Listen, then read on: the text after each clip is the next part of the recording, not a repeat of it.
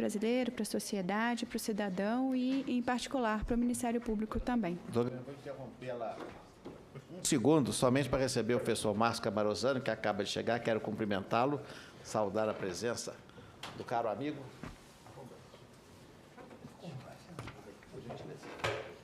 Agradecer a sua presença. Nós começamos exatamente nesse momento. Então, você chegou a tempo e a hora plenamente. Desculpe, doutora Carolina, devolvo a palavra.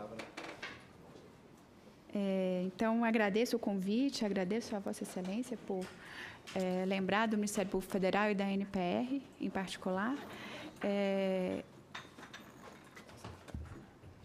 Também me sinto, digamos assim, até numa tarefa muito difícil, que é discutir esse assunto com dois grandes mestres, né, que é o doutor Maurício, o doutor Márcio Camarosano também.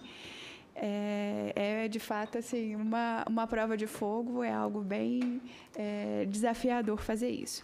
Eu, sabendo que, com dois advogados aqui presentes e do mais alto quilate, várias outras questões relacionadas à responsabilidade civil do Estado seriam muito melhores, de forma muito mais didática, por serem professores, abordadas, eu resolvi fazer a minha exposição abordando as questões que são mais caras ao Ministério Público Federal.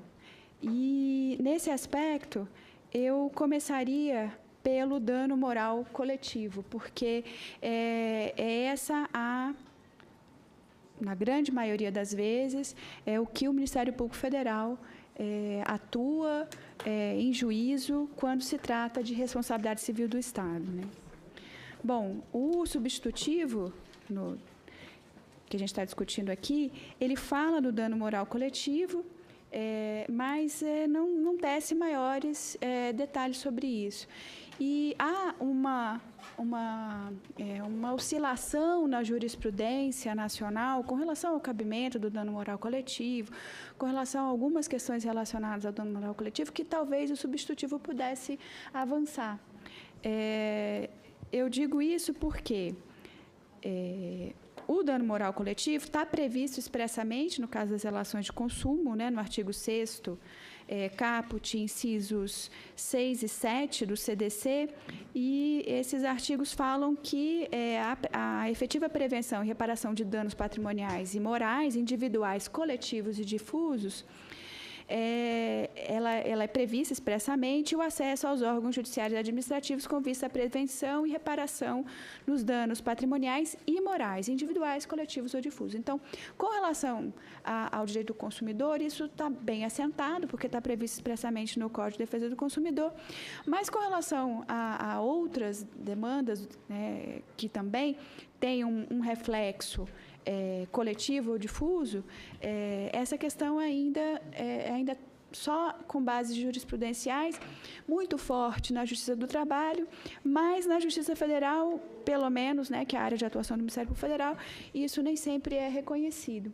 Então, a despeito de haver decisões do STJ que falam do reconhecimento, em tese, da configuração do dano extrapatrimonial coletivo, há decisões nesse sentido, há muita dificuldade em se reconhecer a ocorrência do dano moral coletivo. A gente tem decisões também no TRF da Primeira Região com relação a isso, e a maior dificuldade que o Ministério Público enfrenta com relação ao dano moral coletivo é a prova da dor, do sofrimento para o reconhecimento do dano moral coletivo, né? Ou seja, como concretizar um dano em uma situação que naturalmente difusa, ou seja, sentida por toda a sociedade, e sem que você consiga, por definição, por ser um direito difuso, individualizar o dano, né? Mas ele existe. Eu posso citar aqui vários casos que eu já atuei, por exemplo, de dano moral coletivo, por exemplo, em casos de violação normativos de comunicação social, por exemplo, quando um jornalista ou alguém da imprensa faz uma atitude racista ou uma atitude contrária aos direitos fundamentais, por exemplo, de negros. Foi um caso efetivo com quem eu trabalhei. E esse dano moral, ele é difuso por natureza. Atinge a cada um e a todos na mesma proporção, e a grande dificuldade da gente comprovar o dano, um dano concretamente individualizado, né? A jurisprudência de ser indispensável essa comprovação da dor e do sofrimento, no caso do STJ, relatora ministra Eliana Calmon, essa decisão é antiga, uma decisão de 2009, mas isso não é corrente, é algo que o Ministério Público precisa sempre discutir e levar essa questão ao Judiciário. Se isso tivesse expresso num projeto de lei como esse, e a gente está tratando aqui, né, de possibilidades, isso seria muito mais fácil para o Ministério Público tratar essas questões. Bom, e o projeto, ele fala muito bem em concretude de dano. Talvez essa expressão pudesse haver uma identificação do dano moral coletivo para que houvesse a dispensa dessa prova do dano em concreto. Especialmente quando a gente trata de dano moral, porque realmente a concretude, quando se trata da personalidade, é muito difícil de se comprovar, né? Enfim, acho que essas questões com relação ao dano moral coletivo são as mais prementes para o Ministério Público Federal. Eu fiz algumas anotações também aqui, porque dizem respeito à responsabilidade civil por ato de juízes e membros do Ministério Público. Vou fazer uma inversão aqui de como está descrito no substitutivo. Vou falar primeiro da responsabilidade civil por ato de juízes, depois eu volto com relação à ação, porque tem alguns apontamentos também. E o substitutivo, ele fala no artigo 9º, 2º, a responsabilidade civil por atos de juízes quando há recusa, omissão ou retardo sem justo motivo da providência que se deva adotar de ofício ou requerimento da parte. No caso dos membros do Ministério Público, no artigo 12, última parte, faz referência à utilização indevida de informações e documentos obtidos, inclusive nas hipóteses legais de sigilo. A 5ª Câmara de Coordenação e Revisão, com relação a esse artigo, ela já se manifestou porque, aparentemente, pela exegese que foi feita pelo Ministério Público, nessas hipóteses prescindiria da comprovação da fraude ou do dolo. Nesses casos, a responsabilidade civil dos juízes e dos membros do Ministério Público seria independentemente, seria uma responsabilidade em todas as outras hipóteses de dolo ou culpa, e não só, como da jurisprudência do Supremo Tribunal Federal, de que só esses entes políticos só responderiam nos casos de comprovação de dolo ou fraude. E, com relação a isso, a própria manifestação da 5ª Câmara de Coordenação e Revisão levanta a hipótese de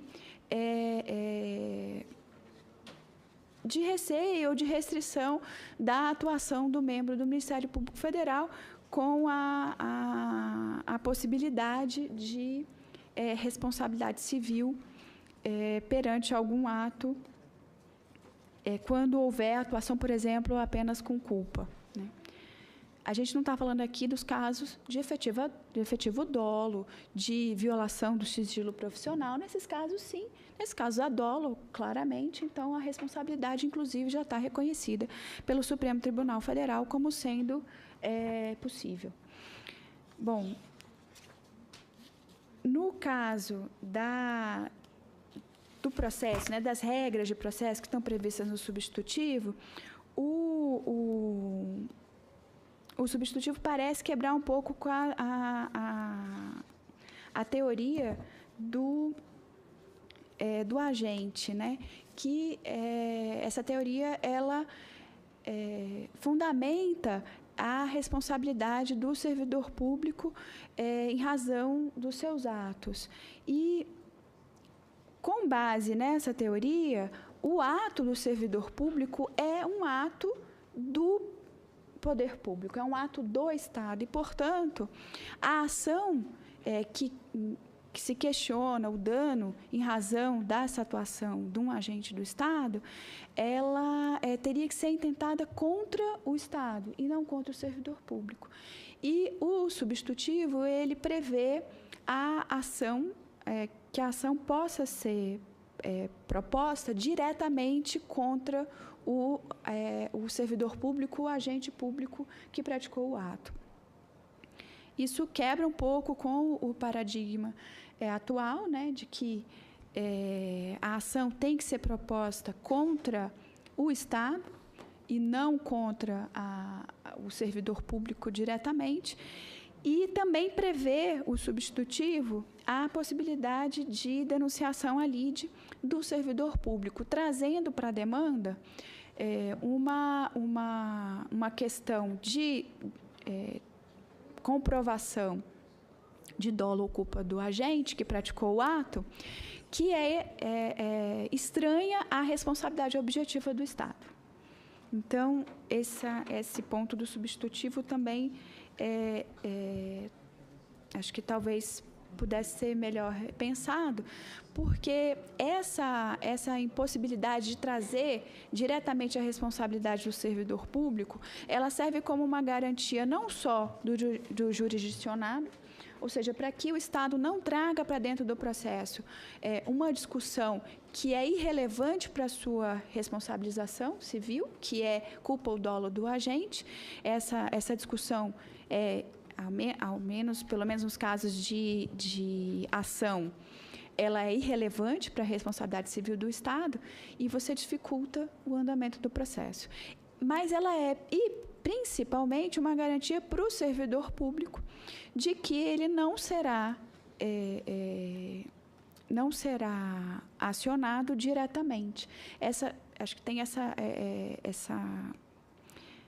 impossibilidade do acionamento direto do servidor, ela serve como uma garantia para que o servidor também possa atuar de forma mais livre, de forma responsável, dentro do que determina a lei, mas sabendo que teria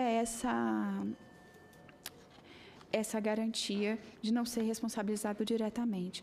Esses foram os pontos, eu quis pontuar exatamente as questões que seriam mais importantes para o Ministério Público Federal, porque eu tenho certeza que os outros participantes da mesa vão melhor falar sobre várias outras questões. Então, eu agradeço a oportunidade. Obrigada. Muito obrigado, doutora Ana Carolina. Agradeço muito a participação de Vossa Excelência, representando aqui o Ministério Público, e certamente muito contribuiu e ainda muito contribuirá nessa audiência pública. Eu dando sequência, portanto, à nossa audiência pública, eu concedo a palavra ao doutor Felipe Albertini Nani Viaro, juiz e membro da Secretaria de Assuntos Legislativos da Associação dos Magistrados Brasileiros, para a sua exposição igualmente pelo prazo de 15 minutos. E eu esqueci de falar, doutora Carolina, quando toca a campainha não é para assustar, não é porque falta um minuto, as pessoas não estão acostumadas, muitas vezes se indagam. Então, por gentileza, com a palavra, o doutor Felipe, a quem também agradeço muito a gentil presença. Bom, boa tarde. Eu que tenho que agradecer o convite para uma oportunidade como essa, de compor a banca aqui com juristas do mais alto calibre, e eu quero também agradecer ao Dr. Jaime, que me indicou aqui, ele não pôde estar presente. Esse é um debate que é muito interessante, já foram gastados rios de tinta sobre o assunto na doutrina, mas ele permanece candente e eu acho que o projeto avança na tentativa de sistematizar a matéria, ele diferencia as hipóteses de responsabilidade por atos comissivos e omissivos, e eu gostaria aqui, na minha contribuição, na verdade, em trazer aspectos práticos, principalmente ligados ao dia a dia da jurisdição. Sobretudo, os problemas mais corriqueiros que se encontram nas varas de fazenda pública, nas varas cíveis e também nas varas únicas. Talvez seja um problema recorrente, são temas muito afetos, né? Eu tive a oportunidade de examinar tanto o projeto como veio da outra casa e o substitutivo, né? E noto que o substitutivo avança para esmiuçar algumas hipóteses de temas processuais relevantes, né? E a primeira consideração que eu queria fazer é que esse tema sofreu recentemente uma alteração, que eu tenho certeza que os demais membros devem mencionar, que foi trazida pela Lei de Introdução às Normas do Direito Brasileiro, no artigo 28. E esse é uma resposta, a gente ainda não teve oportunidade de saber como a jurisprudência vai reagir a essa alteração. Então, que trata da responsabilidade civil por decisões e opiniões, né? Examinando o processo e tendo em conta a experiência eminentemente prática, eu pensei em alguns casos que são recorrentes e talvez a legislação pudesse avançar para que a gente tivesse um enfrentamento da matéria. Que casos são esses? São casos muito ligados à responsabilidade de concessionárias, né, de serviços públicos, de transporte. São temas que aparecem com certa frequência e a jurisprudência ainda não está muito sedimentada, né, sobre exatamente a natureza de responsabilidade, ressolagem de caminhão, animais na pista. Um outro ponto que é muito comum nas grandes cidades é superlotação em coletivos, assédio de mulheres em vagões coletivos. É um tema que tem aparecido bastante nas varas cíveis, nas varas de fazenda, e é um tema que não está muito bem resolvido, a extensão dos limites da responsabilidade. E, nesse ponto, eu observo que o projeto avança bastante na determinação do nexo causal, mas, pelo menos na minha limitação, eu não consegui achar uma resposta exata, se o poder público responde subsidiariamente, diretamente, se há uma responsabilidade do concessionário nesse ponto. E esse é um ponto prático, esse é um ponto que aparece com bastante frequência e talvez eu faço uma sugestão aqui para que esse seja um dos temas de debate, né? Eu também queria agradecer à colega Ana Carolina pelas considerações. Eu também vi a questão do dano moral, acrescento também questões a respeito de perda de chance e ricochete, né, dano e ricochete. Eu percebo que o projeto ele avança no sentido de estabelecer expectativas, meras frustrações, não seriam objeto de responsabilidade, e fala também da legítima expectativa. Talvez, também coloco, claro, isso é um juízo de conveniência e oportunidade dessa casa, examinar se já é a hora de se entrar em discussões a respeito de perda de uma chance, de uma teoria que tem sido replicada nas varas, e dano ricochete. E esse dano ricochete é particularmente importante, novamente, em questões de transporte, porque acidentes de transporte envolvendo concessionárias públicas, o que se tem é várias ações, ou uma ação discutindo danos sofridos por diversos membros da família em razão de um falecimento de um familiar, de uma pessoa querida, e isso também não é uma questão resolvida, né? Eu acho que a gente poderia também pensar nisso. Por outro lado, eu tenho uma preocupação, senhor presidente, a respeito da necessidade de que esse debate ele avance de maneira a não ser desprezada os anos de jurisprudência construídas.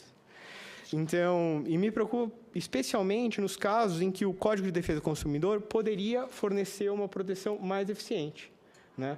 Então, eu reparei que foi colocado a aplicação subsidiária do Código Civil e do Código de Processo Civil. Talvez valha a pena incluir algum dispositivo a respeito do Código de Defesa do Consumidor, a aplicação da teoria do diálogo das fontes, de que ressalvada a maior proteção para o consumidor, né? Nos casos em que a relação de consumo ficar efetivamente configurada. Também aqui tive a oportunidade de seguir uma excelente exposição, então eu vou tentar fazer um diálogo aqui com a doutora.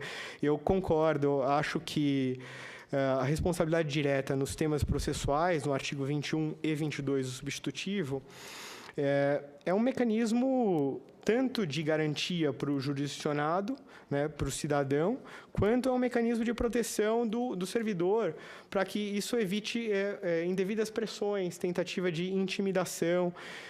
Responder um processo no Brasil é sempre na verdade, em qualquer lugar do mundo, é sempre um desgaste, é sempre um desgaste emocional, físico, psíquico, para qualquer pessoa. E utilização indevida de processos para tentar, de qualquer forma, pressionar, eu acho que é um problema. Me parece que a ideia de responsabilização indireta, que é o que vem sendo aplicado pelo Supremo, a questão era bastante controvertida no âmbito do STJ, do Superior Tribunal de Justiça, mas no Supremo me parece que tem se delineado para a hipótese de responsabilidade indireta, atende melhor, equilibra melhor essas forças. Me parece que a responsabilidade indireta, e isso é objeto de umas propostas de emenda, né? Aliás, eu gostaria também de mencioná-las, porque eu acho que elas também caminham, elas merecem atenção e consideração. Em respeito especificamente à magistratura, que é um tema muito caro aos magistrados, né? Esse é um tema muito sensível para nós, sempre relembrando a necessidade de respeitar uma opção do Constituinte a respeito de reserva de iniciativa em relação a alterações, né? Me parece que o texto do substitutivo ele segue as hipóteses previstas na Lei Orgânica da Magistratura. Muito embora, no relatório, eu encontrei menções à culpa grave, e eu não consegui muito bem equacionar, porque elas aparecem no texto e eu não vi, ao menos em relação a isso, em relação a uma incorporação no texto, né? Sempre nos preocupa muito a hipótese de crime de hermenêutica, que o juiz venha a ser responsabilizado por uma opinião jurídica válida, que, por acaso, foi reformada, porque acabou prevalecendo nos tribunais superiores uma outra posição jurídica. Me parece que a legislação que existe hoje, ela equaciona bem a questão e evita a extensão indevida de responsabilidade em cadeia. Ela estabelece responsabilidade na hipótese de dolo e fraude, né? Evita com que, por exemplo, uma discussão a respeito do colegiado, quem deve responder porque adotou o voto vencido, deve responder, não deve responder. Me parece que ela equaciona muito bem tanto a proteção quanto a necessidade de independência judicial, que é uma garantia essencial para o povo. O juiz ele tem que se sentir confortável, digo, livre de pressão, não no sentido de irresponsável, mas ele tem que se sentir livre de pressão para decidir tanto por uma absolvição, quando for necessário, quanto uma condenação, quando os elementos de prova, na visão jurídica dele, assim indicarem. E isso gera uma preocupação muito grande a respeito da magistratura. É sempre um tema que reaparece e nos preocupa bastante. Agora, voltando especificamente ao texto, eu tenho algumas considerações leves, menores, né, a respeito do artigo 3º, parágrafo 3º, questão de incluir, talvez pensar na questão da perda da chance, ou então impedir ou limitar, incluir que não se considera dano o proveito meramente hipotético, fundado em causa de pedido incerto ou eventual, né? No artigo 5º, eu fiquei um pouco preocupado em relação ao inciso 3º. A minha preocupação é alargar em demasia a hipótese de responsabilidade, né? No artigo 9º, me preocupa bastante a hipótese da questão da prisão preventiva. Eu acho que esse é um tema de debate. A jurisprudência do Supremo está sedimentada no sentido de que a absolvição posterior não implica em indenização, porque os requisitos da prisão preventiva são distintos dos requisitos da condenação. Os requisitos da condenação são superiores aos requisitos da prisão preventiva. No momento da prisão preventiva, a prova ainda está, com perdão da expressão, está crua. Ela precisa ser examinada, ela precisa ser depurada, às vezes, por um extenso processo. A impressão que se tem no momento da prisão preventiva pode ou não corresponder à realidade. Converter todo caso de posterior absolvição em uma indenização ao Estado pode gerar um custo insuportável aos cofres públicos. E eu digo isso não porque eu acredite que os juízes decretem a prisão preventiva de maneira irresponsável. Eu digo isso porque a evolução da prova, do processo penal, leva a caminhos distintos. Às vezes, a hipótese de responsabilidade de classificação distintas de crimes. Então, me preocupa um pouco. Lembrando que o juiz e o promotor e todos os agentes do processo, eles já respondem na hipótese de dolo ou fraude hoje, que me parece uma proteção bastante adequada. Sei que o tema é polêmico, mas, de qualquer forma, não podia me furtar. E, em relação, também, eu vou saltar aqui alguns pontos, e sem prejuízo de qualquer outro questionamento a respeito. No artigo 14, novamente, eu acho que vale a pena pensar em estabelecer uma limitação do fato ser relacionado à natureza do serviço prestado ou não. E no artigo 22, a denunciação da lide, eu faço minhas as considerações da eminente doutora Ana Carolina a respeito de que trazer essa discussão para o processo ajuizado pela parte, ela contraria até a outra previsão contida no projeto a respeito da necessidade de um processo administrativo, que o agente responda, que isso seja apurado. Agora, um ponto que eu gostei bastante do texto original e eu acho que ele seria capaz de atenuar um cenário de intensa judicialização que o Brasil vive, eu acho que essa é uma preocupação de todos, seria o retorno da previsão do prévio requerimento administrativo. E iria além, estabelecendo que o prévio requerimento administrativo fosse, inclusive, hipótese de configuração de interesse de agir na ação, evitando o acionamento direto da Fazenda, num processo que, às vezes, é muito mais caro e muito mais custoso, vamos colocar dessa forma, para o Estado. Eu acho que...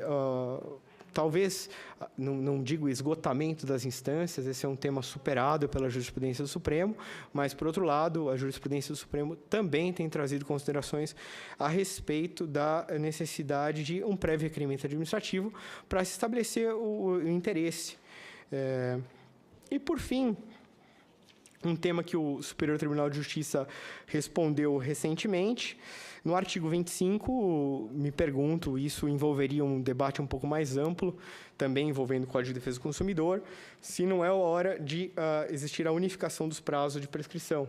Se não é o momento, se 3 anos já não é o suficiente para a pacificação das relações sociais. Se em 3 anos não é um momento suficiente para, ao menos nessas questões de responsabilidade extracontratual, em que, depois de 3 anos, a defesa do Estado, do concessionário, do prestador, pode ficar muito prejudicada. Então, eu me pergunto se não é, dada a dinamicidade das nossas relações atuais, se a gente não deve se debruçar sobre isso também. Eu agradeço a oportunidade, coloco integralmente à disposição para qualquer outra consideração. Muito obrigado. Agradeço muito ao eminente doutor Felipe a gentileza da exposição e eu vou depois solicitar, doutor Felipe, tanto o senhor quanto a doutora Ana Carolina, essas notas que eu estou aqui do lado, estou vendo ambas muito ricas para nós e se puderem depois serem cedidas, eu também ficaria muito satisfeito.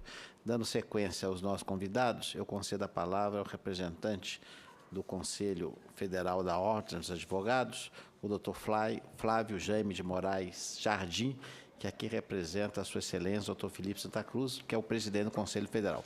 Doutor Flávio Jaime, com a palavra, e muito obrigado igualmente pela presença de vossa excelência. Muito boa tarde, eminente presidente, senador Antônio Anastasia, que eu tenho um enorme respeito e admiração. Muito obrigado pelo convite. A doutora Ana Carolina, ao doutor Felipe também, que me antecederam, muito obrigado pela exposição.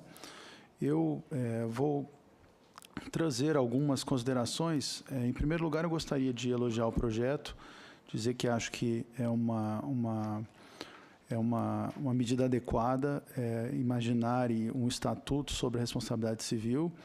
E, durante a minha exposição, eu vou até fazer umas considerações por que eu acho adequado. Em primeiro lugar, o que eu queria colocar é o seguinte, é interessante, até avaliando a forma como nós tratamos essa matéria da responsabilidade civil por atos extracontratuais, né, por responsabilização de atos extracontratuais, em comparação com o que ocorre no exterior.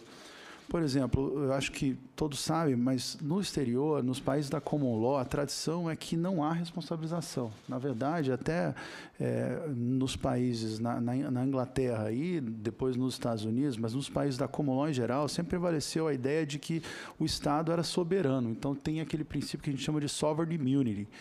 E na Constituição americana existe uma cláusula dessa, sabe? E isso vinha da própria ideia inglesa do the king can do no wrong. E é interessante notar também que isso, obviamente, foi sendo superado no decorrer da história, mas o que ocorre hoje? O Estado só responde quando ele abre mão dessa soberania. Então, existe um ato, que é o Crown Proceedings Act de 47 na Inglaterra, que é o que regula quando a coroa inglesa pode ser acionada por algum cidadão. Nos Estados Unidos, o governo federal também existe uma cláusula na Constituição americana, que é a Sovereign Immunity Clause, e aí foi aprovado em 83 o Federal Tort Claims Act, que ali abriu mão da soberania para que o cidadão pudesse acionar o Estado. Então, às vezes, a gente imagina assim, nossa, o Estado brasileiro pratica atos ilegais o tempo inteiro, porque aqui a gente tem até que pagar por precatório, a gente não consegue pagar imediatamente. Mas não é bem assim, é porque, na verdade, as hipóteses em que esses países da common law, e eu vi que na Índia, assim também, eles admitem responder por atos ilícitos, às vezes, são limitadas, sabe? Eu até dou um exemplo para os senhores. Eu acho que a maioria já ouviu falar num caso, que é o caso clássico da jurisprudência da Suprema Corte americana, o caso Brown versus Board of Education, decidido em 54, que diz que o critério de separação de escolas entre negros e brancos era inconstitucional e é considerado o grande julgamento da Suprema Corte americana. Mas é de se imaginar o seguinte, se um cidadão negro que em 53 tentou se matricular numa escola, universidade, exclusiva para brancos, em 55 fosse ao judiciário pleitear uma indenização por danos morais, a legislação americana não autorizaria essa ação. E aqui no Brasil a gente sabe que a nossa tradição foi justamente o oposto, até porque o artigo 37, parágrafo 6º, já resolveu essa questão, dizendo que o Estado responde pelos atos. E nos Estados Unidos, por exemplo, essa ação, esses casos assim que desenvolvem, vamos dizer, os direitos civis, os direitos fundamentais dos cidadãos americanos, se Vossas Excelências notarem, eles são muito mais direcionados para provimentos declaratórios e não condenatórios, sabe? E isso é em virtude justamente dessa restrição da Sovereign Immunity Clause da Constituição. Pois bem, então o que eu digo é que é importante o Congresso Nacional se depurar sobre isso. Por quê? Porque a Constituição, ela traz o texto, responderão pelos danos que seus agentes cometam nessa qualidade. O texto constitucional não diz, então, se o Estado responde objetivo ou subjetivamente, ele também não diz se é objetiva nos casos comissivos e subjetiva nos casos omissivos. Então, existem escolhas que esse Congresso Nacional tem que implementar e a forma como o Congresso Nacional implementa isso, nos termos do artigo 5º, inciso 2, é via a emissão de uma lei e nos outros dispositivos constitucionais que regulam a competência legislativa do Congresso. Pois bem, é por óbvio também isso, existe uma doutrina da responsabilidade civil no Brasil, essa doutrina precede o nosso texto constitucional, ninguém vai esquecer do antigo artigo 159 do Código Civil, que a gente usou muito, estudou muito ainda quando nós cursávamos a Faculdade de Direito, e essa doutrina também foi desenvolvida a partir dos estudos de doutrinadores e também da jurisprudência, então foi o que nós moralmente consideramos adequado que o Estado respondesse. E eu acho que esta esta jurisprudência bem construída antes e depois do texto constitucional, ela está muito bem colocada no projeto, né? A razão pela qual um estatuto desse assunto é importante, é bom que se diga, é o seguinte: até a forma como se regulam condutas, né? É engraçado, um autor americano falava que, chama Lon Fuller, ele dizia que o direito é a empreitada de submeter a conduta humana às normas. E existem duas formas de você sujeitar as pessoas a determinadas normas. Uma é quando você edita uma legislação, que seria top-down, seria de cima para baixo, e outra é quando você simplesmente decide regras a partir caso a caso, que seriam bottom-up. Ela viria de baixo para cima, né? Então, hoje a nossa doutrina e jurisprudência vem construindo o conteúdo do artigo 37, parágrafo 6º, a partir dos casos concretos. Claro que está muito consolidado, hoje é possível extrair segurança jurídica do entendimento dos tribunais, mas algumas questões. Primeiro, talvez o Congresso Nacional precise repensar elas mesmo, o papel de legislar é do Congresso Nacional, essa é uma questão que embora envolva a concretização de um texto constitucional, o Congresso tem que ditar essas escolhas, como eu falei, a meu ver, né, de se a responsabilidade tem que ser objetiva ou subjetiva, em casos omissivos ou omissivos, como está para mim, muito bem colocado na linha do que os tribunais entendem e debateram isso exaustivamente, mas isto vai proporcionar segurança jurídica, a meu ver, para o agente público. Então, eu acho que o projeto vem em uma excelente hora. Eu parabenizo o senador Antônio Anastasia. A única questão que eu queria chamar a atenção, e eu acho que seria talvez o meu grande ponto de preocupação, é em torno da construção do conceito de culpa. O que eu acho, senador, é que essa Casa Legislativa fez um grande trabalho quando editou a Lei de Introdução das Normas do Direito Brasileiro, os dispositivos a partir do artigo 20. O doutor Felipe até colocou isso aqui. E eu acho que estes dispositivos eles são fundamentais para construir a forma como a culpa deve ser avaliada, averiguada nos casos de direito de regresso, a culpa e o dolo. Nós sabemos hoje que existe uma grande preocupação do agente público. Já foi mencionada aqui a preocupação dos próprios magistrados, a importância da independência dos magistrados e dos membros do Ministério Público, mas essa é uma preocupação, na verdade, do servidor público. O servidor público tem, talvez, medo de ser responsabilizado e, muitas vezes, não por dolo ou por culpa no sentido de uma imperícia jurídica. É o que o próprio doutor Felipe colocou. É o problema do crime de hermenêutica mesmo, que é algo que está bem consolidado, existem precedentes, bons precedentes do Supremo Tribunal Federal em relação a magistrados. Eu já vi alguns também até em relação a prefeitos, mas é algo que preocupa mesmo. É o agente interpretando a norma, depois essa interpretação não ser aquela interpretação que prevalece, né? Você imagina, senador, às vezes, por exemplo, um agente é processado, aí o juiz absolve ele, aí vai para o tribunal em apelação, 3-2 ele é condenado. Então, assim, dos 6 magistrados que falaram nos autos, 3 falaram que o que ele fez está correto. E, às vezes, com uma discussão densa, profunda, que aquele determinado agente servidor público não poderia nem cogitar no momento em que ele tem que tomar, às vezes, uma decisão rápida.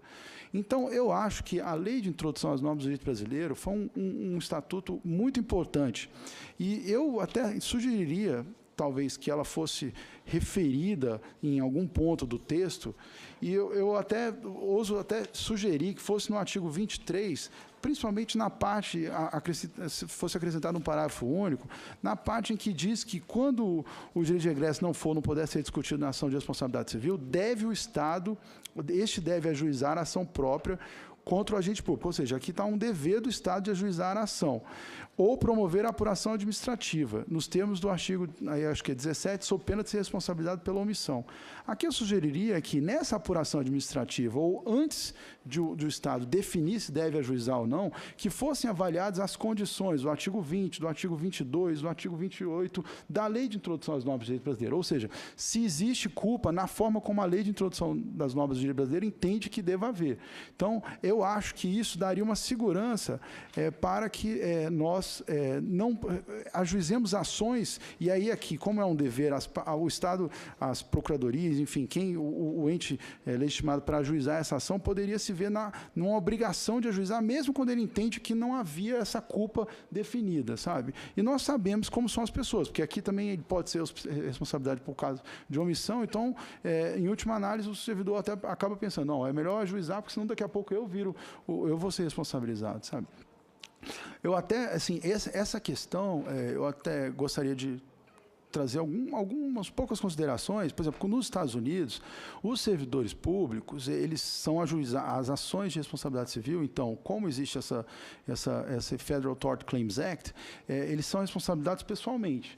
Só que existe uma doutrina construída a partir de uma jurisprudência da Suprema Corte Americana que confere o que eles chamam de imunidade qualificada aos servidores. E eles só respondem, então, quando tem o que a Suprema Corte Americana chama de Clearly Established Law, ou seja, um direito claramente determinado.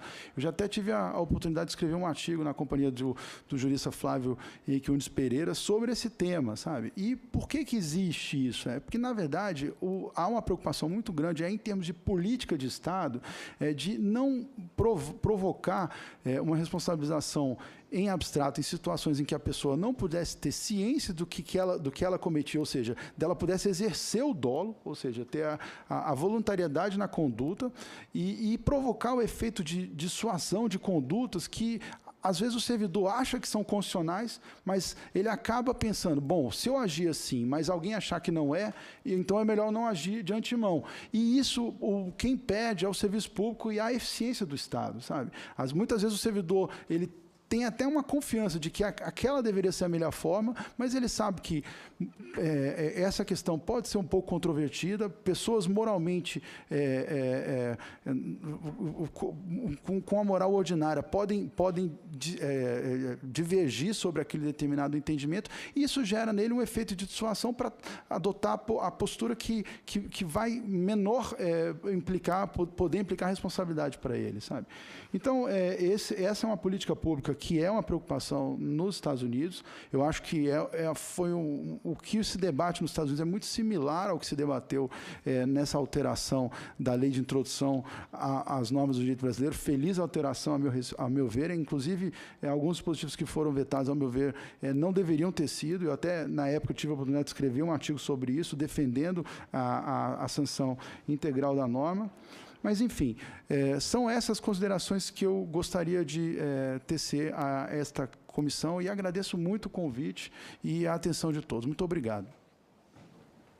Doutor Flávio, que agradeço a gentileza de Vossa Excelência pela contribuição, sem dúvida muito valiosa, e pelas ponderações feitas do projeto de modificação da lei de introdução, também de nossa autoria.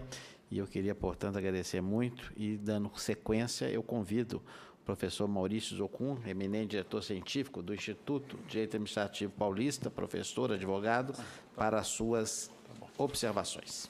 E também agradecendo, mais uma vez, a presença de Vossa Excelência. Eminentíssimo senador, professor Anastasia, a quem eu agradeço o gentil convite para participar dessa audiência pública. Todos os presentes, em nome de quem eu saúdo o professor Flávio Unes aqui presente, fica a minha saudação a todos. Ilustríssimos membros da mesa, que eu cumprimento na pessoa do meu eminentíssimo professor Márcio Camarosano, meu colega de departamento, inclusive na faculdade, que certamente fechará com chave de ouro esta mesa, a razão pela qual o professor Anastasia adequadamente deixou o gran finale para Vossa Excelência, no que acertou uma vez mais. E eu aqui vou tomar a liberdade de fazer algumas observações, talvez começando com um aspecto que já foi abordado tanto pela minha queridíssima amiga Carolina Roman, e que se refere à questão da responsabilidade pessoal da gente. Não é esse o tema, eu não vou ser... Logo em seguida eu seguirei uma sequência lógica, mas esse é um tema que a minha visão ela foi sendo modificada ao longo do tempo. Porque no primeiro momento, todas as considerações muito bem levantadas pelo Dr. Flávio, elas são muito aplicáveis ao direito norte-americano. A nossa realidade é muito distinta, a despeito de poder ser, de alguma maneira, apropriada, é um modelo jurídico totalmente diferente do nosso. E por que eu digo isso? essa figura que o doutor Flávio mencionou, da responsabilidade da gente, estava também prevista na Constituição do Império de 1824, já estabelecendo, não é algo absolutamente inovador, né, entre nós. E, em rigor, muito bem saliente para o professor Celso Antônio Bandeira de Mello, que a responsabilização do Estado em detrimento do agente foi uma medida protetiva do cidadão. Por que foi uma medida protetiva do cidadão? Porque o servidor público que praticasse uma falta podia não ter patrimônio para incorrer no pagamento da indenização. Então, a responsabilização do Estado em detrimento do agente foi uma medida protetiva não do agente, do cidadão, para que ele pudesse buscar a responsabilização em quem teria a presunção de solvibilidade universal. Então, imaginar que você não pode promover o agente porque ele apenas manifesta a vontade do Estado, em rigor, com todo o respeito, não é dar o peso certo às coisas certas. É claro que se pode, ao meu juízo, promover ação direta contra o agente público. A grande dificuldade que eu ao longo do tempo, embora eu não tenha nenhuma dificuldade pelo ponto de vista jurídico, imaginar que você possa promover ação diretamente contra o agente, lamentavelmente, hoje, dado as inúmeras responsabilizações, inclusive, com todo o respeito à doutora Ana Carolina, a cargo do Ministério Público, a administração, lamentavelmente, vem sendo composta por um conjunto de covardes. Porque o agente público tem medo, em última medida, de tomar qualquer espécie de atitude sob pena de responsabilização. O Ministério Público promove uma ação civil pública, promove uma ação de improbidade administrativa, e hoje é muito mais fácil para o agente público dizer não e socorrer ao juiz para que ele diga sim, porque ele afasta completamente a responsabilidade, do que ele dizer sim. Então, se por um lado eu, pelo ponto de vista jurídico, entendo que haja a possibilidade de você, sim, responsabilizar diretamente o agente público, por outro lado, também reconheço que você solta o agente público aos leões, porque nem a defesa pública ele tem em seu favor. Quando ele pratica um ato, ele é obrigado a contratar advogado privado para defendê-lo. Isso é terrível. Eu até concordaria com esse dispositivo, digamos, mas eu não acho que era um momento mais adequado para colocá-lo. Senão, tem que botar uma outra coisa. Diz o seguinte, olha, o Estado promoverá a defesa judicial mediante a advocacia pública dos atos dos seus servidores públicos, inclusive nessa hipótese, em ação de improbidade, se anteriormente se manifestou pela lisura do ato. Porque o agente público está tranquilo, né? Ele vai receber a defesa da advocacia pública, e não é defesa de governo, é defesa de fato de Estado, e aí sim você pode colocar esta hipótese. O que não pode é colocar mais um ônus para o servidor público. Se hoje nós temos um conjunto de servidores públicos que se acovardam diante do Estado, por força da responsabilização pessoal, isso aqui só vai incrementar essa covardia. Então, eu juridicamente entendo que o dispositivo é válido, mas eu entendo que nesse não é o momento mais adequado. Por quê? Ele teria que vir casado com uma outra obrigação imposta geral abstratamente para que a advocacia pública fornecesse essa defesa para ele, como, por exemplo, ocorre no Banco Central, em relação a atos praticados pelos servidores do Banco Central. Só que isso tinha que ser uma cláusula geral. Então, com todo o respeito, senadora Anastasia, meu professor Anastasia, eu concordo pelo ponto de vista jurídico, mas ele teria que vir acompanhado de uma outra garantia, porque é mais um ônus para o servidor público sem uma correspondente garantia. Portanto, eu vejo com ressalvas o projeto de lei. Nessa parte, eu recomendaria, nesse ponto, a supressão, mas por essa razão, não pelo ponto de vista técnico, mas realmente uma questão de conveniência. Nós vamos tornar a administração ainda mais engessada do que ela é. Eu tinha feito umas observações aqui em relação ao projeto original, mas eu tomo também em relação ao projeto que foi o substitutivo apresentado pelo senhor, professor Anastasia, e que, de alguma medida, eu sigo adiante, porque eles casam muito bem. O artigo 1º do projeto ele faz referência, e essa dicção constitucional, diga-se de respeito, diga-se a propósito disso, que, na realidade, a Lei Geral de Responsabilidade ela teria por destino atingir tanto o Estado quanto as pessoas jurídicas de direito privado prestadoras de serviço público. Essa é realmente a dicção. Só que é muito mais do que isso, né? Qualquer espécie de atividade que os Estados, os particulares desenvolvam nisso na função estatal, elas são responsabilizadas. Então, aqui nesse dispositivo, parece que vai se restringindo o alcance dessa lei e da própria responsabilidade do Estado só para a prestação de serviço público, que não é verdade. Qualquer espécie de ação estatal desenvolvida diretamente pelo Estado ou por particulares, elas acarretam, por exemplo, poder de polícia, obra pública, que aparentemente não estão contemplados aqui. Então, me parece que há necessidade de ampliar um pouco, didaticamente, este preceito contido no artigo 1º, na cabeça dele, para que, induvidosamente, se expande qualquer dúvida de que toda e qualquer espécie de atividade estatal estaria abrangida pela responsabilização. E a propósito, inclusive, do julgamento do recurso extraordinário 842 e 846, julgado em sede de repercussão geral pelo Supremo, eu acho que cabe aqui uma menção didática no seguinte sentido, que nesta figura de responsabilização, inclusive objetiva de que trata a lei, não está contida a pessoa natural que desempenha a atividade em nome do Estado. Então, o permissionário. A Lei 8987, com muito bem registro o professor Márcio Camarosoni, que em breve nos brindará com a fala final, ele muito bem salienta que o permissionário, diz isso a lei, pode ser uma atividade desempenhada tanto por pessoa jurídica ou como pessoa física. Pergunta, como responde a pessoa física? Resposta, não está no 37, parágrafo 6 da Constituição da República. Então, como é que responde? Não é objetivamente.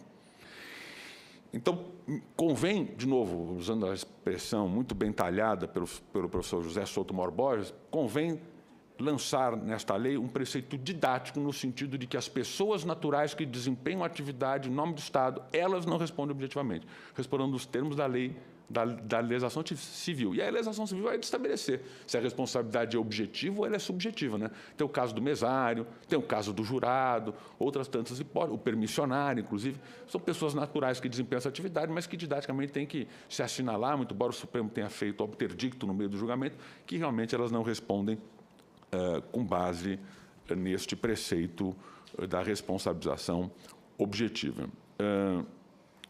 Ainda com relação ao artigo 4º, aqui, seguindo mais adiante, eu elogio que, finalmente, assinalou-se duvidosamente, novamente, o preceito didático, que os danos causados pelo denominado funcionário de fato não são imputáveis ao Estado, os danos eventualmente causados.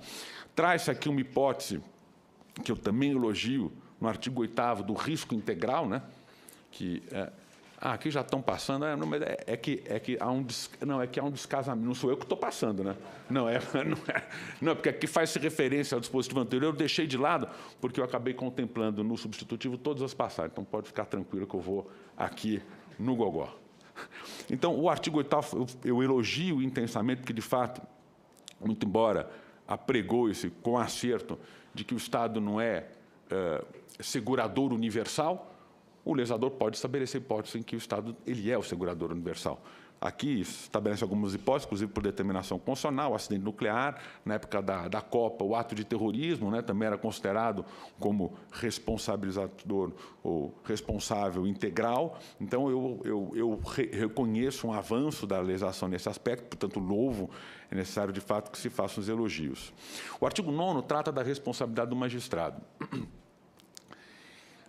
E muito bem fez a lei para estabelecer a diferença do erro judicial do erro judiciário, aquele praticado pela serventia do juízo. Mas eu acho que a lei foi tímida nesse aspecto, com todo o respeito ao membro da magistratura que está aqui presente, mas nós estamos aqui num debate republicano, aberto, democrático, pela seguinte razão. Hoje o magistrado pode muito, mas não pode tudo. E hoje não existe aquela ampla liberdade de decisão motivada, como existia no passado. A emenda 45 restringiu essa amplíssima liberdade da magistratura nesse aspecto. Tanto é verdade que ditou a figura da súmula vinculante, em relação ao qual o magistrado está impedido de decidir contrariamente a ela. Repercussão geral em sede de recurso extraordinário. É claro que o magistrado ele pode decidir contrariamente, mas justificando, vou usar aqui uma expressão que foi muito pisada pelo advogado na língua inglesa, o distinguish, tem que fazer a distinção. Tem que falar, olha, esse caso aqui não se amolda exatamente àquele julgado, por tal razão decide de modo diferente. O que hoje não é mais possível, e se caracteriza uma conduta ilícita, é o magistrado, sabendo de uma decisão proferida em sede de repercussão geral, em ADIM e em súmula vinculante, decidir, porque o pensamento é diferente, decidir contrariamente a que a Suprema Corte se manifestou a respeito dessa matéria, causando um dano. Neste caso, com todo o respeito, o magistrado dele é responsável além das hipóteses que a lei estabelece. O Código do Processo Civil, inclusive, nesse ponto, em boa hora, trouxe hipóteses de responsabilização de magistrado. Quantas vezes o professor Márcio Camarosani, não chegamos numa audiência distante, chegar lá, pegamos um avião, o professor Márcio, inclusive, foi de ônibus, chega lá na hora e falou, olha, então, o juiz desmarcou a audiência. Que isso? Espera-se da administração pública, inclusive na administração da justiça, seriedade nas suas contas. É claro que, caso fortuito ou de força maior, tudo bem, isso não se coloca, é causa, inclusive, de excludente responsabilidade. Quanto a isso, não se trata. Mas, tanto é verdade, o Código de Processo Civil estabelece que, neste caso, há responsabilidade do Estado.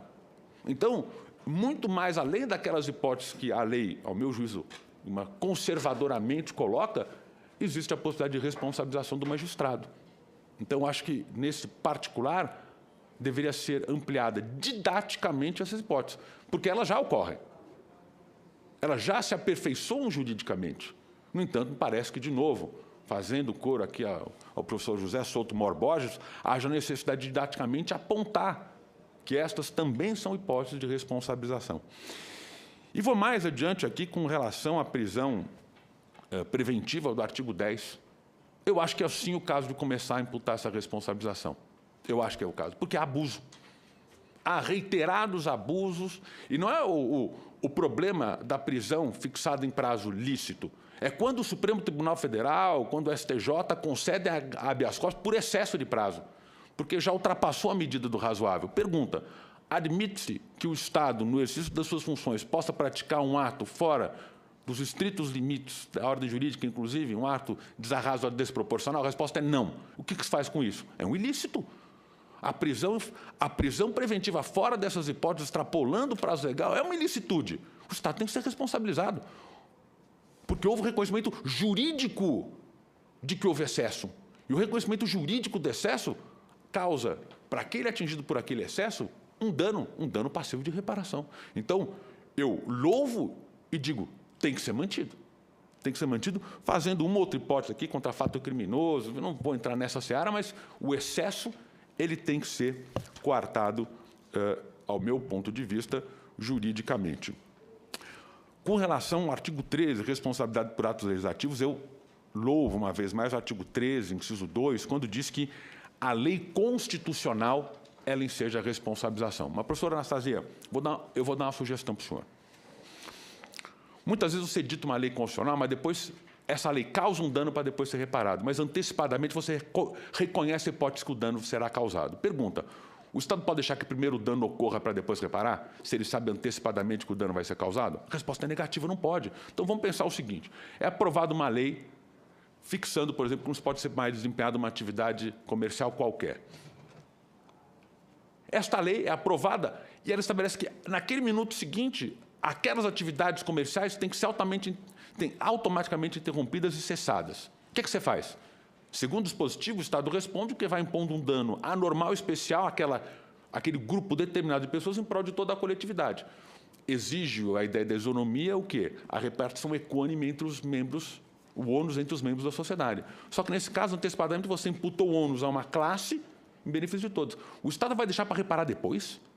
É isso? O Estado, sabendo que o dano vai ocorrer, ele espera para primeiro causar o dano para depois reparar? Ao meu juízo, não, professor. Ao meu juízo, nesse caso, a responsabilização, quando for passível de dimensionamento, tem que ser prévia. Antes do Estado, sabendo que o dano ocorrerá, ele tem que indenizar previamente e depois, na parte que ele não tiver condições de mensuração ou não souber que for mensurável, aí é hipótese de responsabilização. Não pode se imaginar que o Estado primeiro cause o dano, sabendo que ele ocorrerá, só para depois reparar. Isso é antítese do Estado de Direito. Eu já vou terminando, viu, senadora Anastasia? Muito bem observado, tanto pelo doutor Felipe quanto pelo doutor Flávio, que, na realidade, a prévia instauração do processo administrativo, neste particular, na hipótese de ação de regresso, ela não é uma faculdade, é uma obrigação, porque sem ele você não tem pretensão resistida. O Estado causa um dano. O particular pode promover a ação diretamente? Ao meu juízo, não. Não por quê? Porque não tem pretensão resistida, ninguém postulou para o Estado para saber o seguinte, olha, se me causou um dano, paga. Se o Estado disser não pago, você não tem pretensão resistida. O Estado pode dizer, puxa, por que ele não me procurou? Eu teria a maior condição de atividade técnica de descobrir quem foi o causador do dano, mensurar o dano e pagar. Então, ao meu juízo, aqui se coloca que a possibilidade de formular o pedido administrativo, eu não acho que é uma faculdade, viu? Eu acho que é uma obrigação. Porque lá na frente, se eu fosse juiz, não sou, eu diria, ué, não há pretensão resistida. Então, sob esse aspecto, também eu sugiro uma modificação aqui nesse dispositivo para evitar depois que haja perfeito, já vou terminando. Senão o sujeito vai promover uma ação inútil. Só para terminar, realmente, senadora Anastasia, a questão da coexistência de um processo administrativo ou judicial tratando da mesma matéria, né? A lei diz que pode haver um processo administrativo para apuração de responsabilização judicial. O problema é quando há também um processo judicial já a respeito disso, né? E aí há um grande problema. Se você admitir a tramitação do processo administrativo e, no final, se reconhece a ocorrência do dano, mas o processo judicial não, isso causa um problema terrível. Então, minha sugestão, no caso de ação judicial, suspende o transcurso do processo administrativo. E mais, a ação de regresso, senador, eu acho que isso é muito importante ser colocado, ela não pode ser ajuizada contra o agente público sem que antes o Estado seja condenado e pague. Porque senão ele vai custear o pagamento se valendo do quê? Do erário do servidor e mais. Não adianta só ser condenado. Tem que se emitir, no caso de condenação judicial, tem que emitir o precatório, viu? Porque aí é que surge para o Estado o dever de pagar, né, que ele já efetivou o desembolso, e para o particular o direito à percepção. Então, essa ação de regresso, ao meu juízo, ela não pode ser proposta, senão que, após o pagamento na esfera administrativa ou após a prévia emissão do ofício precatório. Há outras coisas a serem ditas, mas certamente o professor Márcio, com muita mais propriedade do que eu, terá a condição de avançar muito mais profundamente no tema. Uma vez mais, professora Anastasia, muitíssimo obrigado pelo convite e me desculpe pela prolongada observação. Muito obrigado, eminente doutor Maurício, professor Maurício Zocum. Agradeço muito a participação de Vossa Excelência, que naturalmente, como os demais, enriqueceu muito e trouxe luzes sobre esse tema, que é um tema de fato, como nós falamos aqui no início, bastante complexo. Antes de passar a palavra ao professor Márcio Camarosano, eu queria cumprimentar o senador Rodrigo Cunha, aqui presente, saudá-lo, ele que preside a Comissão de Fiscalização, Transparência e Direito do Consumidor do Senado da República. Professor Márcio, eu, antes de passar a palavra a Vossa Excelência, na realidade, o doutor Maurício tirou as palavras da minha boca, que nós poupamos, não é? A usar a palavra mais coloquial, a cereja do bolo, digamos assim, não é? O grande finale das grandes óperas, das grandes peças artísticas, que é a palavra do nosso grande mestre, professor Márcio Camarosano, que eu tenho a honra, o prazer e a grande satisfação de rever uma vez mais aqui no Senado. Agradeço a Vossa Excelência, a cooperação, que é extraordinária, é muito dedicada, que é, aliás, a característica de Vossa Excelência, e que os jovens, fora a minha pessoa, que estão aqui participando, têm em Vossa Excelência uma inspiração, inclusive nessa participação sempre graciosa e de interesse público que colabora na tramitação dos projetos do Senado Federal. Desse modo, agradeço muito a presença de Vossa Excelência e convido para que Vossa Excelência nos ofereça aqui as suas sugestões sobre esse projeto de lei. Muito obrigado. Boa tarde a todos. Eu só posso agradecer penhoradamente o convite que me foi formulado por Vossa Excelência para comparecer hoje aqui para tecer algumas rápidas considerações a respeito, especialmente, deste substitutivo de autoria de Vossa Excelência. Sei que há uma participação também nisto do professor Flávio Unes, a quem estendo os meus agradecimentos e que sempre tem me honrado com a melhor das atenções. Fica difícil me referir a Vossa Excelência, tendo que escolher eventualmente, e portanto não escolho, como um dos mais eminentes senadores da República, como professor emérito de Direito Administrativo, que eu tive a honra de conhecer há algumas décadas em Minas Gerais. Inclusive, naquela oportunidade, Vossa Excelência produziu um texto pioneiro a respeito de regime jurídico único. E fiquei muito feliz, porque numa época em que todos se indagavam a respeito da natureza do regime jurídico único, e eu via à luz da Constituição numa interpretação sistemática que só poderia a Constituição estar fazendo referência ao regime estatutário, Vossa Excelência, como jurista de primeira água, sustentou desde o início esta posição, que afinal, anos após, veio a ser consagrada pelo próprio Supremo Tribunal Federal. E, portanto, eu tenho gratíssimas recordações das nossas participações naqueles congressos do Instituto Brasileiro de Direito Administrativo. E, portanto, receba a Vossa Excelência as minhas mais profundas homenagens, quer como senador da República, reserva deste país, jurista emérito e que tem dado uma demonstração inequívoca de como devem se comportar aqueles que se apresentam como representantes do povo brasileiro. Vossa Excelência honra a política e honra a administração pública deste país, para além de honrar o direito e a memória, inclusive, daqueles que o antecederam nas hostes jurídicas das nossas belíssimas Minas Gerais. Agradeço a todos que estão aqui presentes as observações generosas do meu amigo e irmão Maurício Zocum, professor Maurício Zocum, e apenas quero registrar que a deferência de falar por último só se deve a duas razões, talvez conjugadas. A primeira delas é pelo fato de ter chegado atrasado, pelo que eu peço desculpas. A segunda é uma deferência, senador, e quanto a isso eu não tenho dúvida, aos meus cabelos brancos. Jamais, no que concerne a alguma distinção quanto ao conhecimento do direito, mesmo porque aqui estão reunidos jovens, me permitam me referir a todos assim, representantes maiores do pensamento jurídico nacional. Pois bem, senador, fiquei com uma excelente impressão do substitutivo da lavra de Vossa Excelência e, ao percorrer os olhos, já de início me ocorreu registrar que é com muita felicidade que tomei conhecimento desta iniciativa de um deputado e agora me parece que aprimorada com o substitutivo de Vossa Excelência, em boa hora se preocupando com a regulamentação do artigo 37, parágrafo 6º da Constituição. Eu me permito fazer rapidamente algumas observações absolutamente objetivas, creio eu, mesmo porque não há, digamos, tempo material para enveredarmos por considerações teóricas, digamos assim, mais aprofundadas.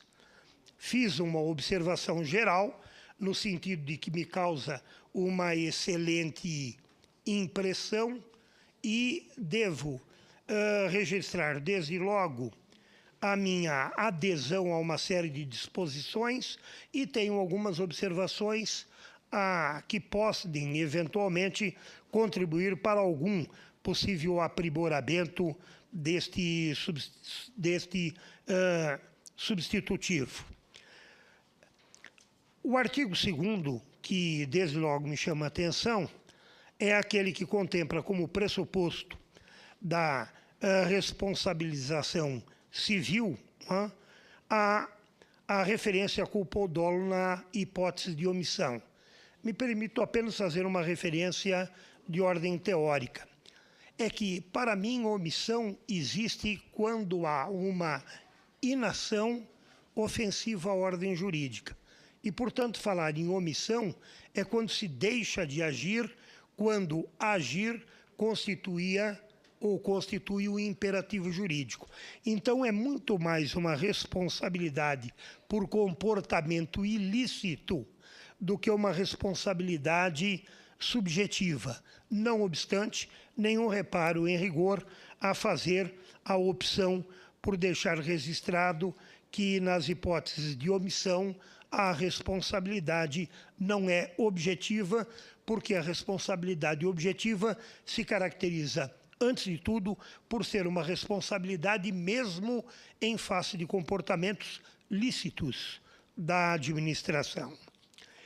Eu confesso que sempre tenho alguma resistência, talvez pela minha formação confessadamente positivista, mas um positivismo, digamos, metodológico, eu diria metodologicamente moderado, mais à la Bobbio, quando eu leio expressões como a que consta no artigo 3º, parágrafo 1º, o dano deve ser certo e injusto. Para mim, basta que ele se apresente em rigor ofensivo à ordem jurídica, mas é, como consta do parágrafo 2º, inciso 2, ofensivo à ordem jurídica, aqui injusto, quando superior ao sacrifício que normalmente seria exigível de qualquer administrado.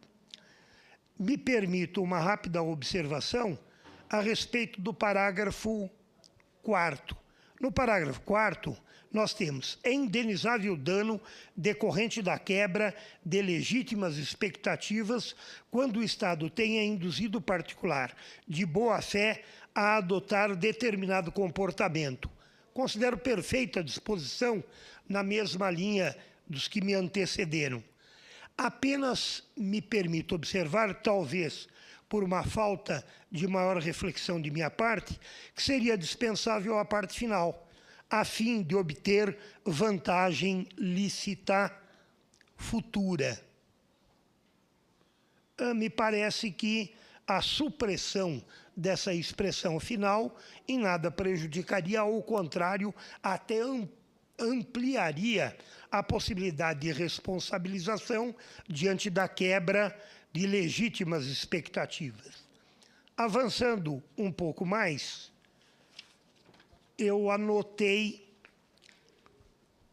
a questão relacionada com o artigo 5º, inciso 3, que diz que o dano, e eu diria, imputa-se a responsabilidade do Estado, no caso de dano decorrente de omissão, no inciso 3 está: quando for derivado de omissão atribuível ao mau funcionamento de serviço de Estado, eu acrescentaria: ou inexistência do serviço quando obrigatório, em face de exigência legal ou, enfim, do ordenamento jurídico globalmente considerado. No artigo 7º, consta: a responsabilidade civil do Estado por omissão depende da demonstração de culpa, ainda que de forma anônima. E o parágrafo 1º: a culpa anônima quando o serviço público ou de relevância pública não funcionou ou funcionou mal ou atrasado. A Constituição da República faz referência a atividades de relevância pública. Me parece, salvo engano de minha parte, que são com relação a atividades na área de saúde e talvez também de educação. É que há atividades cometidas ou desenvolvidas por particulares que hão de ser reconhecidas como de relevância pública, sem que, todavia, se submetam ao regime jurídico de serviço público no sentido estrito do termo. Então, talvez o parágrafo 1º do artigo 7º comportasse alguma maior reflexão. Eu vou já para o artigo 12, no parágrafo único. Quando o parágrafo único diz que aplique-se o disposto neste artigo, que trata da responsabilidade por atos das funções essenciais à justiça, e que eu considero, apesar de causador, não é, nos órgãos e nos agentes encarregados de funções essenciais à justiça, uma certa apreensão, eu considero muito oportuno e já era a hora, me perdoem a expressão, de colocar o dedo na ferida. Mas quando se diz: aplique-se o disposto nesse artigo nos casos em que é reconhecida a litigância de má-fé, eu sugeriria que se avançasse um pouco, acrescentando: ou atuação de forma temerária, porque o processo, especialmente para aqueles que são honestos, que são decentes, que se esmeram em cumprir adequadamente com as suas obrigações, o processo é sempre um ônus, e às vezes um ônus insuportável, ainda que dele, eventualmente, não decorra, afinal, alguma sanção. Também me parece oportuno fazer uma observação a respeito do artigo 14, nas causas excludentes de responsabilidade do Estado. consta, exclui a responsabilidade civil do Estado a ocorrência de qualquer das seguintes hipóteses. No inciso 3, diz, caso fortuito ou força maior, assim definidos na legislação civil. Me escorando em lições vetustas de Celso Antônio Bandeira de Melo, me parece que aqui deveria fazer referência àquelas situações de risco criadas pelo Estado, como a instalação de um paiol ou um estabelecimento prisional, em que essa situação de risco, associada a um caso fortuito ou força maior, venha a provocar dano a terceiros. Mas como a situação de risco criada pelo Estado, talvez fosse o caso de contemplar também a responsabilidade do Estado nessas oportunidades. Vou para o artigo 17, ou melhor, artigo 18, parágrafo 2º. Talvez seja um preciosismo de minha parte, mas aqui quando diz o agente poderá efetuar o pagamento de forma parcelada, inclusive autorizando o desconto mensal em folha de pagamento de parcela da remuneração recebida, isto é, o agente público, pessoa física, para pagamento do débito com o erário, respeitados os limites fixados em regulamento. Fico na dúvida se não seria o caso de haver uma disciplina desta matéria em lei, ainda de cada pessoa jurídica de direito público com capacidade política legislando para si. Além da União, Estados membros da Federação Brasileira, Distrito Federal e municípios. Não tenho segurança quanto até que ponto o chefe do Executivo poderia caminhar nessa matéria, baixando regulamento, em face mesmo do preceito constitucional de que se presta fiel execução da lei. Nem sempre é fácil dizer quando caminhamos para além do estabelecimento de regras orgânicas e procedimentais para a fiel execução das leis ou não, mas talvez merecesse alguma atenção. Eu não vejo, também do ponto de vista teórico, com maus olhos, a possibilidade de ser acionado desde logo, no caso de dano causado a terceiro, quando se lhe imputa dolo ou culpa, o agente público. Porque situações há em que o agente público, que de forma contumaz ofende direitos dos administrados e lhes causa dano, não raras vezes ele o faz se escondendo na responsabilidade civil objetiva do Estado, porque ele está certo, de acordo com a dada orientação doutrinária e jurisprudencial, de que só responderia em ação regressiva depois do trânsito em julgado da ação condenatória do Estado pela responsabilidade objetiva. Então, agentes há que, digamos, se me permite a expressão, nadam de braçada, porque dizem comigo nada pode acontecer, porque se eventualmente com o meu comportamento eu causar dano a terceiro, esse terceiro primeiro vai ter que obter uma decisão condenatória em face do Estado. E ainda na sugestão, que é oportuna do professor Maurício, depois até de que o Estado viesse a pagar a indenização devida. Portanto, há determinadas situações em que nós teríamos que pensar também nisto. Mas, afinal, eu gostaria de deixar registrado, sem embargo de algumas outras sugestões que tenha e que faço questão de fazer chegar às mãos de Vossa Excelência, que é preciso, em algum momento, voltar a definir, para efeito de responsabilização civil extracontratual por dolo ou culpa, redefinir dolo. Nós temos visto uma má compreensão e até determinados erros jurídicos no que diz respeito a dolo. Hoje em dia, com muita frequência, se tem confundido dolo com mera voluntariedade da conduta, quando o conceito trabalhado, é claro, pelos penalistas, mas o direito, como diria Geraldo Talib, é um só, implica a vontade livre e consciente de obter um dado resultado de cuja antijuridicidade se tem a consciência. Então, não basta a mera voluntariedade do comportamento. E também, como já foi dito aqui, recuperar um pouco aquilo que veio, de certa forma, nas disposições, novas disposições da Lei de Introdução às Normas do Direito Brasileiro, do cuidado com o que tem havido ultimamente e com grande intensidade de responsabilizar agentes públicos, especialmente exercentes da advocacia pública, pelo denominado crime de hermenêutica.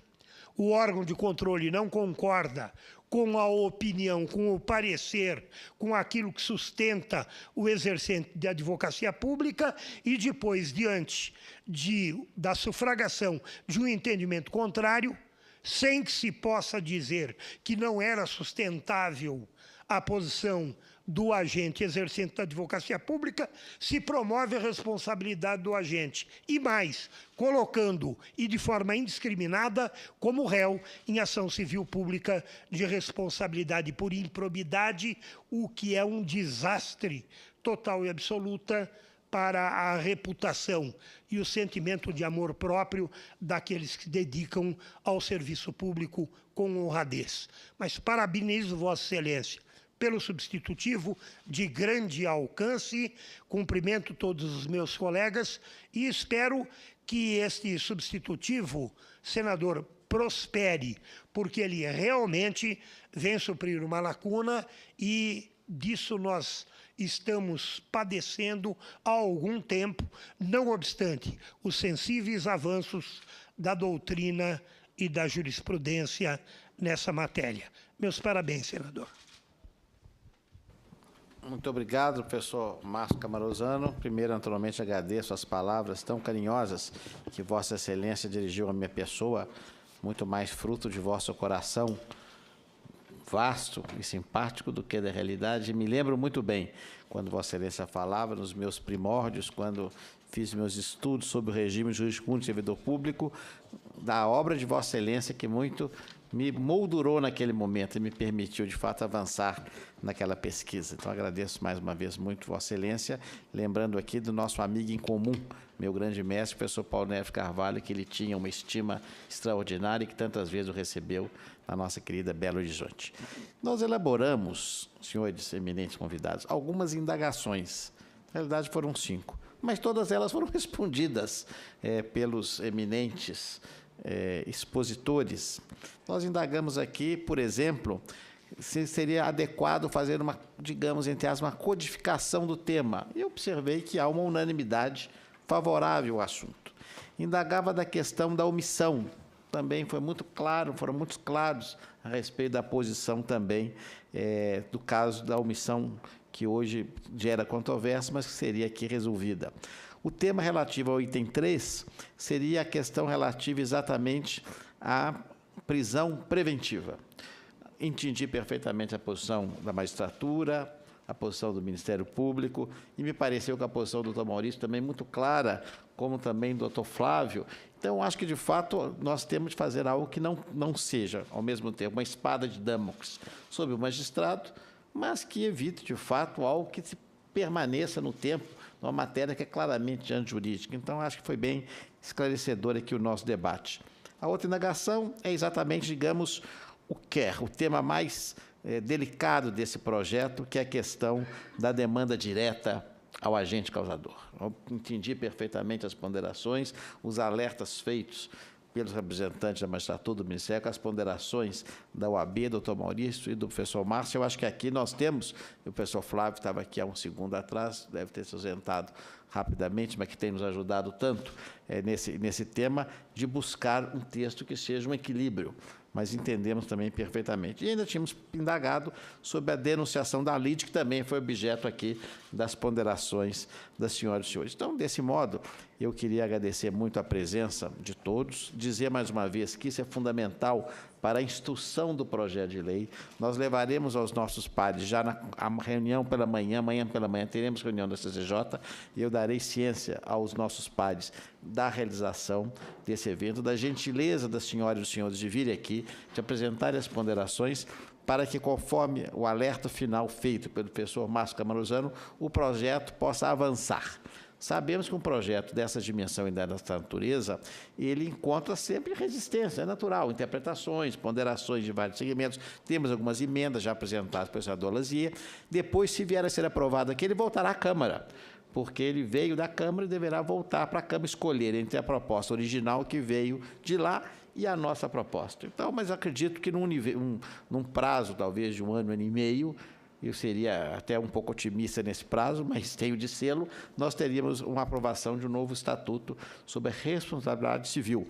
Na lei de introdução às modificações da Lei do Direito Brasileiro, nós também fomos otimistas e conseguimos avançar a despeito dos vetos. Eu agradeço muito sempre o empenho de todos aqui a favor da sanção integral. Não foi possível, mas a lembrança feita pelo doutor Flávio, já anotamos, muito bem-vinda, de fazer a referência aqui, de fato, à sua abordagem na interpretação e na aplicação da responsabilidade civil também. Então, desse modo, eu queria, mais uma vez, agradecer muito a doutora Ana Carolina Román, que representa aqui o Ministério Público, a gentileza, pedir que leve ao doutor Fábio Jorge, novo presidente da Associação Nacional, os meus agradecimentos. Da mesma forma, o doutor Felipe Albertini, magistrado que representa a Associação dos Magistrados Brasileiros, levar ao doutor Jaime Oliveira, eminente presidente, os meus agradecimentos, agradecer a vossa presença. Ao doutor Flávio Jardim, agradecendo também, pedindo para levar ao doutor Felipe Santa Cruz os meus agradecimentos da corporação a qual pertenço, que é a Ordem dos Advogados do Brasil, e o agradecimento igualmente aos nossos grandes professores, gentilmente aqui vieram, de São Paulo, o professor Maurício Ocum e o professor Márcio Camaruzano, que trouxeram colaboração, de fato, inexcedível aqui ao nosso debate. Então, dessa maneira, eu declaro cumprida a finalidade dessa audiência pública, agradeço muito a presença das senhoras e senhores e declaro encerrada essa sessão. Muito obrigado. Muito bem, senhores. Muito positivo. Nós vamos ter o debate, de fato, aqui, sobre a questão dos magistrados